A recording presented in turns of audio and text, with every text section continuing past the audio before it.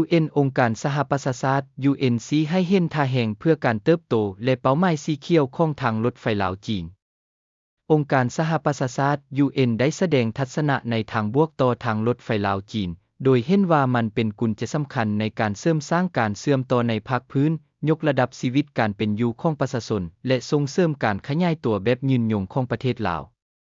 คำกล่าวดังกล่าวมีขึ้นในขณะที่คณะผู้แทนจากองค์การสหประชาชาติประจำลาวได้เดินทางเยี่ยมยามเส้นทางรถไฟจากนครหลวงเวียงจันทน์สู่เมืองมรดกโลกหลวงพระบางในวันศุกร์ที่ผ่านมาท่านบัคโคเดอร์เบอร์การออฟผู้ประสานงานองค์การสหประชาชาติประจำลาวได้กล่าวชมเชยทางรถไฟสายนี้ว่าได้ย่อเวลาการเดินทางลงอย่างล่วงลายและเปิดกว้างโอกาสใหม่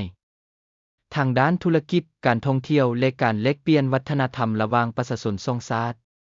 เมื่อก่อนการเดินทางตามเส้นทางนี้ใช้เวลาถึง8ชั่วโมงโดยทางรถแต่ปัจจุบันใช้เวลาบ่ฮอด2ชั่วโมงเท่านั้นนี้เป็นผลประโยชน์อันมหาศาลสำหรับผู้ที่ต้องเดินทางเป็นประจำท่านกล่าวในขณะที่นำพาคณะเยี่ยมยามสถานีสำคัญต่างๆเส้นทางรวมทั้งสถานีวังเวียงเดินขนส่งสินค้าวังเวียงสถานีหลวงพระบางและศูนย์บริหารการซ่อมแปลงหลวงพระบางการเยี่ยมยามครั้งนี้ได้รับการจัดขึ้นตามคำเชื้อเชิญของท่านฟังฮงเอกอัครราชทูตจีนประจำลาวมีผู้ต่างหน้าจาก10องค์การขององค์การสหประชาชาติเข้าร่วมเกือบ20ท่านรวมทั้งโครงการพัฒนาองค์การสหประชาชาติ UNDP และองค์การแรงงานสากล ILO ในระหว่างการเยี่ยมยามผู้ต่างหน้าองค์การสหประชาชาติได้มีการสนทนากับผู้ประกอบการและพนักงานทางรถไฟเพื่อศึกษาเรียนรู้เกี่ยวกับโครงสร้างพื้นฐานระบบความปลอดภัยการบริการขนส่งสินค้าและผู้โดยสารรวมทั้งการฝึกอบรมพนักงานทางรถไฟลาวจีนยังได้สร้างการเติบโตอย่างโดดเด่นให้แก่การค้ามาฮอดวันที่30พฤษภาคมที่ผ่านมาได้มีการขนส่งมันต้นลาวไปประเทศจีนทั้งหมด 3,003 ตู้คอนเทนเนอร์คิดเป็นน้ำหนักประมาณ 158,348 ตนซึ่งเพิ่มขึ้นถึง 57% เมื่อเทียบกับระยะเดียวกันของปีกายนี้แสดงให้เห็นถึงความต้องการที่เพิ่มขึ้นและการเข้าถึงตลาดสากลที่สะดวกขึ้นสำหรับชาวกสิกรลาวท่านบัคคาเดอร์ได้เน้นย้ำว่าการดำเนินงานขนส่งสินค้ามีความสำคัญอย่างยิ่งต่อการสร้างความยืนยงทางด้านการเงินให้แก่ทางรถไฟในขณะเดียวกันก็เป็นการส่งเสริมการขยายตัวทางด้านเศรษฐกิจในวงกว้างสิ่งที่สร้างความประทับใจให้แก่คณะผู้แทนแมนความคงต่อเวลาความปลอดภัยและความเป็นมืออาชีพของพนักงานลาวที่ปฏิบัติงานอยู่ทั่วระบบทุกสิ่งทุกอย่างดำเนินไปอย่างเป็นระเบียบเรียบร้อยการเอาใจใส่ในรายละเอียดด้านความปลอดภัยและการปฏิบัติงานแม้นน่าประทับใจอย่างยิ่งท่านกล่าว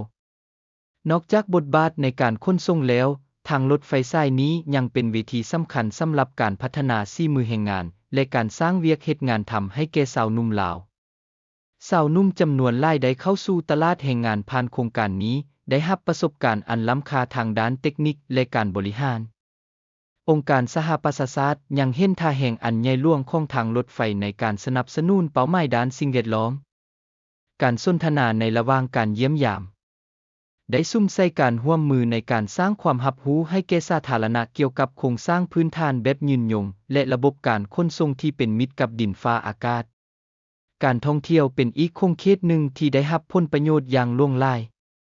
ทางรถไฟเฮ็ดให้นักท่องเที่ยวสามารถเข้าถึงสถานที่ท่องเที่ยวที่นิยมเส้นหลวงพระบางได้ง่ายขึ้นในขณะที่ช่วยลดพรความจำเป็นในการเดินทางทางอากาศท่านบัคคาเดอร์ได้กล่าวว่าทางรถไฟช่วยให้ผู้คนได้สัมผัสกับทิวทัศน์ธรรมชาติและมรดกทางวัฒนธรรมของประเทศด้วยวิธีที่ยืนยงกว่าเก่า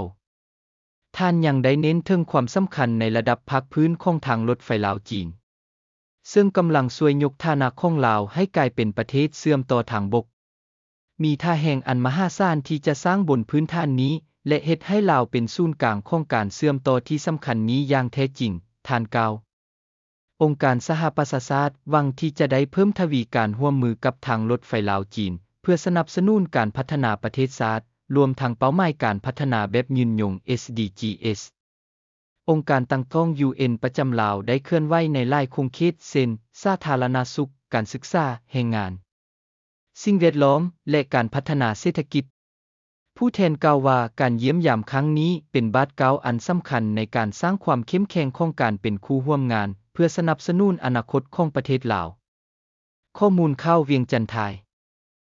ขอบใจที่เข้ามารับชมช่วยกด Subscribe ได้เด้อขอบใจหลายๆ